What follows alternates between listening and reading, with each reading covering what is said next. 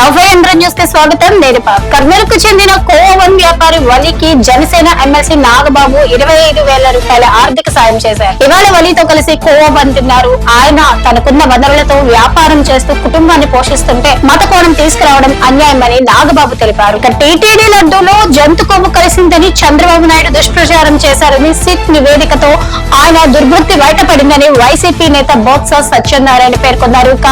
కల్తీ వల్ల ఇందాపూర్ సంస్థను బ్లాక్ లో పెడితే ఇప్పుడు అదే సంస్థ నుంచి కేజీ నెయ్యి 680 రూపాయలకి టీటీడీ కొంటోంది.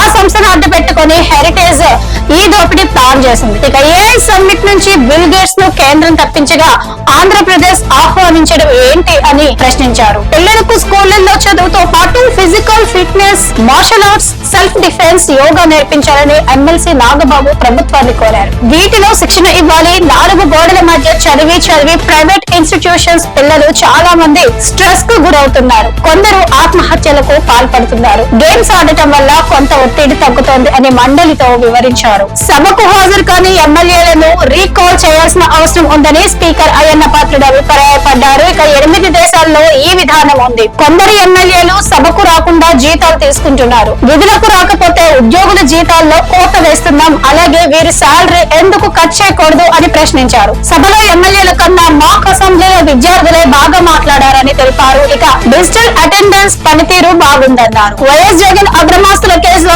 ఐఏఎస్ శ్రీలక్ష్మికి చుక్కెదురైంది. కేసులో తన పేరును తొలగించాలన్న డిశ్చార్జ్ పిటిషన్ ను ఎస్సీ తిరస్కరించింది. హెచ్సీ తీర్పును సమర్థించింది. ఇక నిబంధనలకు అనుగుణంగా తాను పనిచేశానని శ్రీలక్ష్మి విన్నవించగా రూల్స్ ను పాటించలేదని సిబిఐ వాదించింది. శ్రీలక్ష్మి అండతో ఆమె మరిది భారీగా ఆస్తులు కూడబెట్టారని, ఆమె కూడా నేరుగా లంచం డిమాండ్ చేసినట్టు సాక్షులు వాంగ్మూలం ఇచ్చినట్టు తెలిసింది. ఇది వాటి టాప్ 5 న్యూస్. రేపటి టాప్ 5 న్యూస్ లో మళ్ళీ కలుద్దాం.